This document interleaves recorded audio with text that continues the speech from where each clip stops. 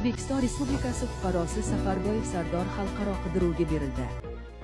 Men qiz farzand ko'rmayman. Agar qiz farzand ko'rsam, xotinni oldirib tashlayman. Qiz ona emas. To'g'risi, bunday odamlarni nima deb atashga ham hayronmiz. Agar odam deb atalsa, chunki bu nom ham uvol ularga.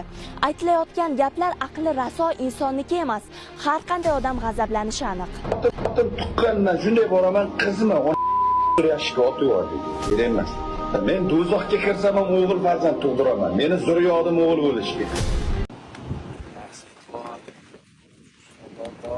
Salomat O'zbekistondagilarga. Az qarindorlar, qora aka tanisizlar. O'zbekistonga jo'natyapman.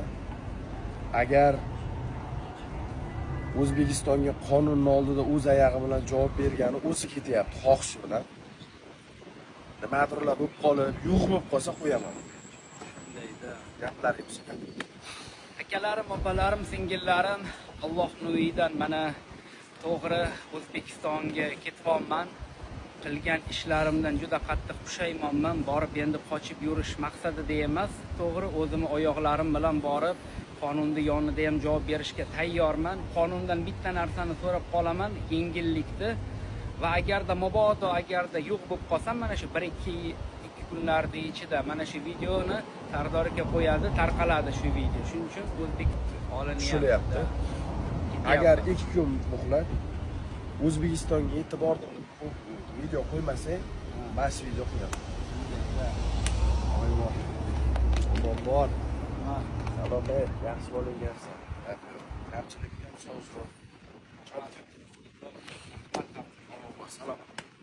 Tergov ma'lumotlariga ko'ra, u internetda Sardor gangster nomi ostida faoliyat yuritadi. Ekstremistik kontent tarqatishda va ijtimoiy tarmoqlar orqali jamiyatda tartibsizliklar keltirib chiqarishga urinishda gumon qilinmoqda. Sardor ushbu faoliyati bilan yoshlar orasida radikal g'oyalarni targ'ib qilgan. Davlat tuzumiga qarshi da'vatlar bilan chiqqan. Ma'lumotlarga ko'ra, u hozirda Birlashgan Arab Amirliklari hududida yashirinmoqda va unga nisbatan chiqish taqiqi qo'yilgan. Ushbu ish doirasida uning sheriklari ham aniqlanmoqda. Tergov organlari Safarboyev Sardor yoki uning ehtimoliy sheriklari haqida ma'lumotga ega bo'lgan fuqarolarni huquqni muhofaza qilish organlariga yoki Interpol orqali murojaat